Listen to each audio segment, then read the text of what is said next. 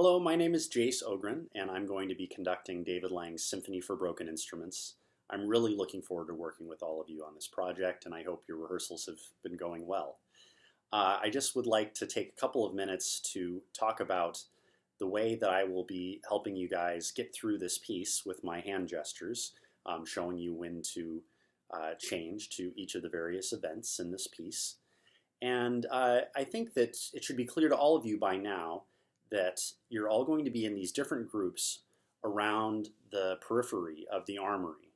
So you're all going to be facing towards the center, and I'm going to be in the very center, and I'll be sort of turning around each of your different groups to show you when to change to the different parts of the music. So there will be a few gestures that I use throughout the piece that will help you to do this. At the very beginning, number one, I'll just bring in each group of instruments one by one. So I'll do that by pointing at your group as a warning and then giving you a downbeat for when to come in. So this is something I'll use throughout. Pointing just as a warning, and then with my right hand showing you when to come in. And in this first section, I can also stop each group. So I'll give you a warning, and then I'll give you a cutoff.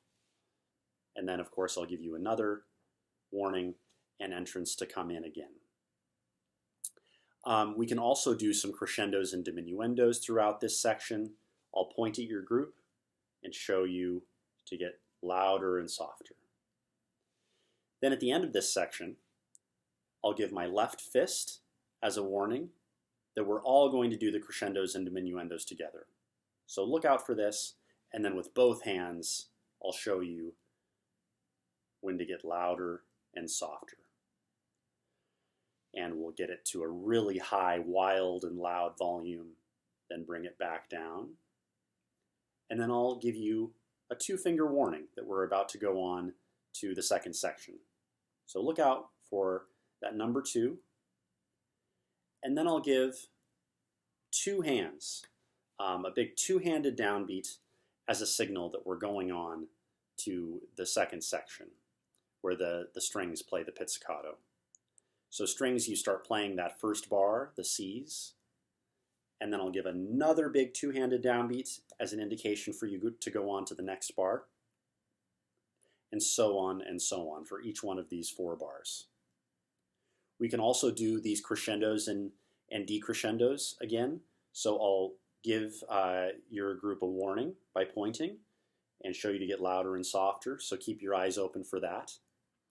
Then again, I'll give my left fist as a warning that we're going to do the crescendos and decrescendos together. And I'll show those with both hands, so we all get louder and softer together. Then we finally get to the point where it's really, really wild and loud.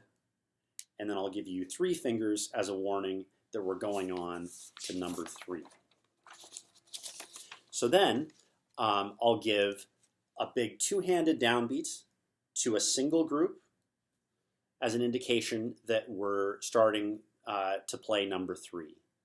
And so each group enters one at a time, starting to play this first note of music, the E natural. And so I'll bring each group in one at a time. And then when everyone is playing that first note, I'll look at a single group and I'll give a two-handed downbeat for that group to go on to the F. And that two-handed downbeat is just so everyone knows that the following cues will all be for that F natural to go on. And then I'll cue each individual group to go on. And then I'll point at another group. And while everyone is still sustaining that note, I'll give a two-handed downbeat to go on to the next bar. And so on throughout this chorale. So when we get to that final note, the F, we're all holding that last F in the woodwinds. I'll give 4 fingers as a warning that we're going on to the 4th section. And then strings, you'll want to really be ready at this point because you're going to switch from playing pizzicato to playing arco. and then I'll give a two-handed downbeat and point at one group to go on to number 4, the Unstable Chorale, to play that C and E natural. And then again, I'll cue each group individually to come in on that first note, then cue another group to go on to the second note. I'll give you 2 hands to indicate that we're starting to go on to the second note while everyone else is sustaining the first note, and I'll go around and cue each group again. And so we do that. We're getting louder and louder throughout this section. We're starting to add in starts and stops and crescendos and flutter tonguing and tremolos and all of that until we get to that final note of music in section 4 with the fermata on it, the C, E, and G. We do a huge crescendo. I'll give you 5 fingers as a warning that we're about to go on to number 5. And then your cue to go on to number 5 is a huge cutoff. I'll cut everybody off, and then we go straight to number 5, where we start the tapping again, just like in section 1. So we stay in that music for a little while, and then I'll give you 6 fingers as a warning that we're going on to section 6. And then I'll cue each group individually. I'll point to show the concertmaster to stand up in your group, and then I'll give a downbeat for the music to begin. And I'll go around and give that to each one of the groups, doing your call and response figures. Then I'll give 7 fingers as a warning that we're going on to the punching chords section, number 7. And just like I've done before, I'll point to your group as a warning, and then I'll give you these really sharp downbeats for the punching chords. So each time I give a downbeat, your group plays a note. So we'll do something like ba, ba, ba, and I'll change the rate of these. So sometimes the notes will come really fast. Sometimes there will be more space. When I point to your group, you join us with the punching chords. And we'll bring in the groups one by one until everyone is playing those sharp punching chords together. Then, when we get near the end of this section, I'll give my left fist as a warning for the concertmasters to stand up. I'm continuing giving the punching chords. Concertmasters are standing up. Then I'll give everyone 8 fingers as a warning that we're about to go on to section number 8. And then I'll give one last big punching chord with both my hands, ba, and we go straight on to number 8.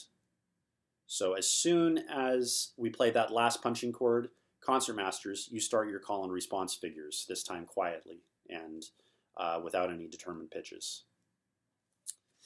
So we play those call and response figures for a little while. I'll give you 9 fingers as a warning that we're going on to section number 9. And then I'll point to each individual section to start the tune. And I'll just conduct the tune in 3/4. We play it nice and gently.